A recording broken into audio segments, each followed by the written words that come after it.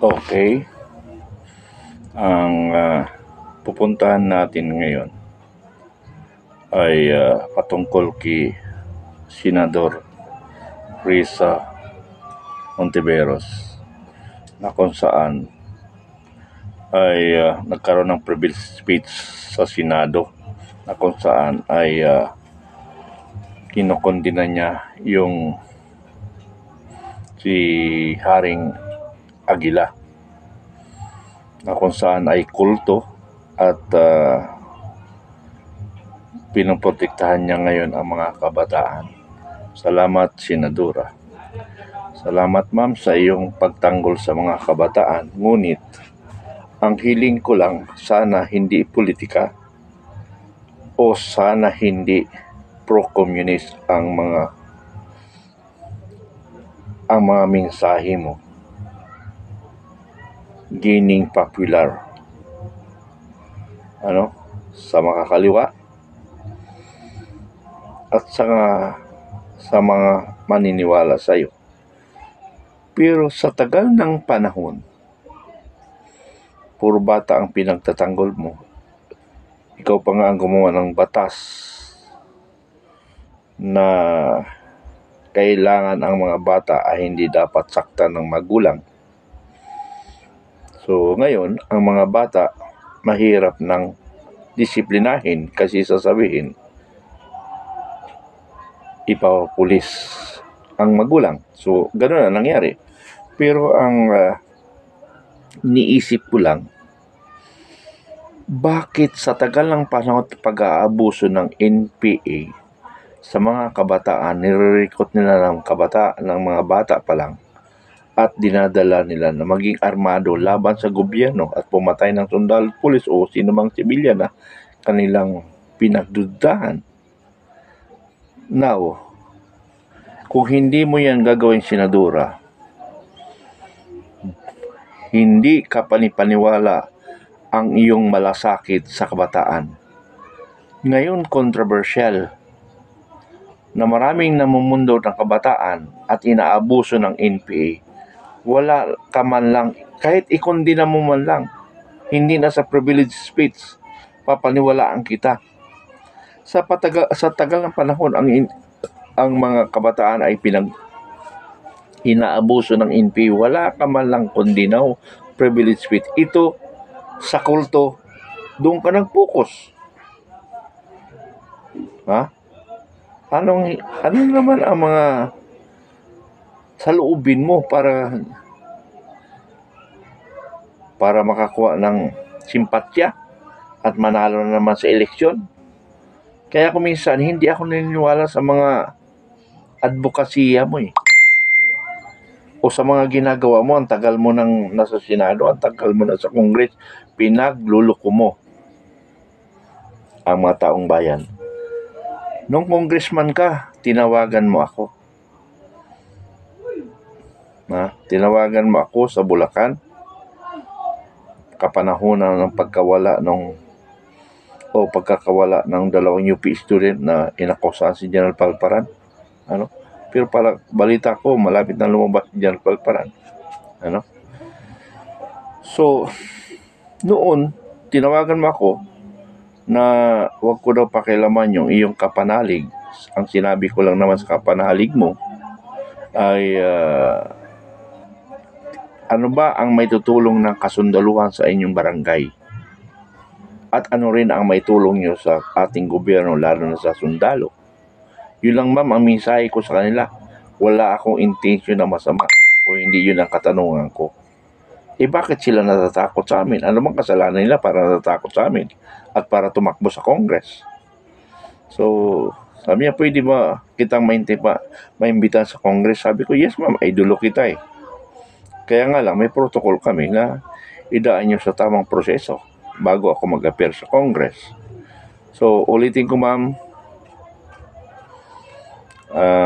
sana ikondena mo rin o i-privilege speech mo yung mga kabataan na dinadala sa kabundukan.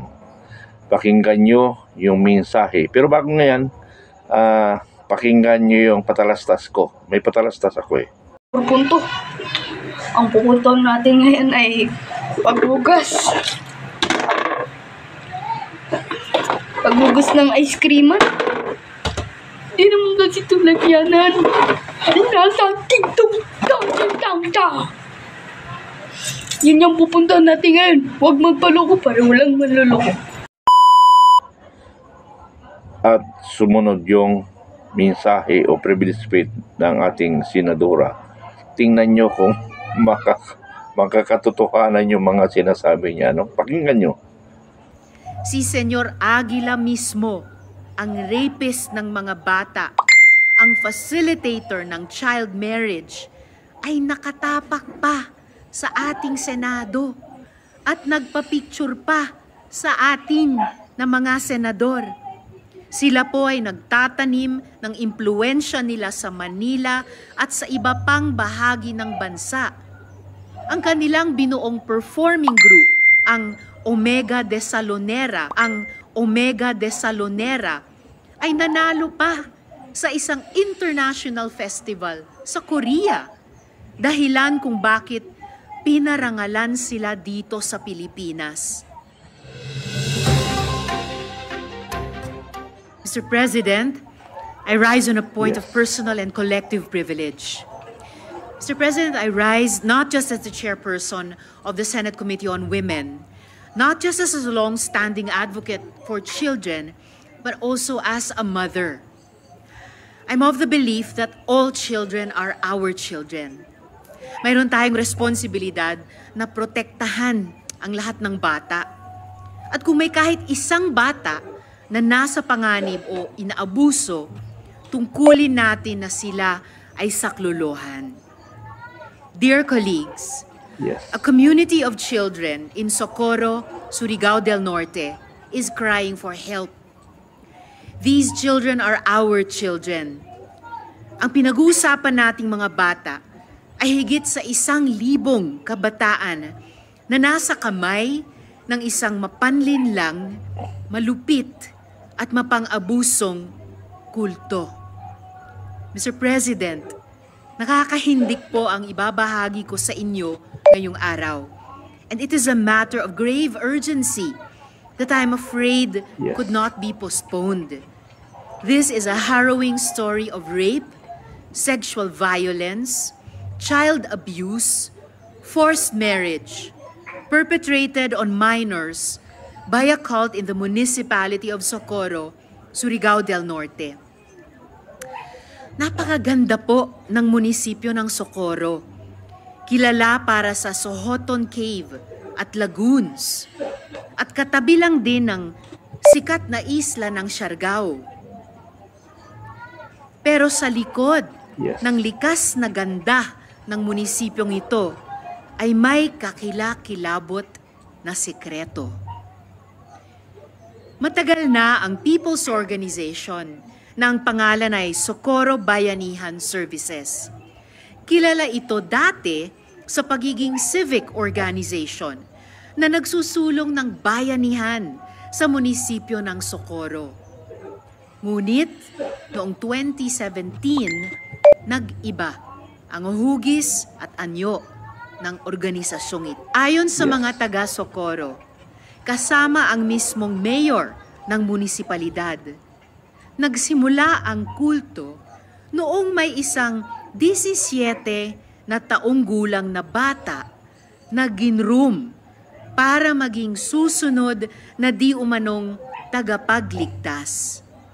Kinumbinse ng leader ng organisasyon na itong si J. Renz Kilario na ang gawing leader ng Socorro Bayanihan Services dahil nga siya ang susunod na Mesiyas. Siya daw ang bagong Jesus. Siya daw ang magliligtas sa kanila. Siya ay binigyan ng script, tinuruan paano tumindig at magsalita na may tikas ng isang Mamerto Galanida na 3-term mayor ng Socorro at 3-term na bukal. Pagkatapos ay idineklara ni J. Renz sa komunidad na siya daw ang reincarnation ni Senyor Santo Niño. Ito ang kabanganakan ni Senyor Aguila. Noong Pebrero 2019, niyanig ang Surigao del Norte ng isang lindol. Nakakita ng oportunidad si Senyor at ang kanyang mga handlers. Sinabihan niya ang mga tao na sumama sa kanya sa bundok na ang tawag ay Kapihan dahil iyon daw ang langit.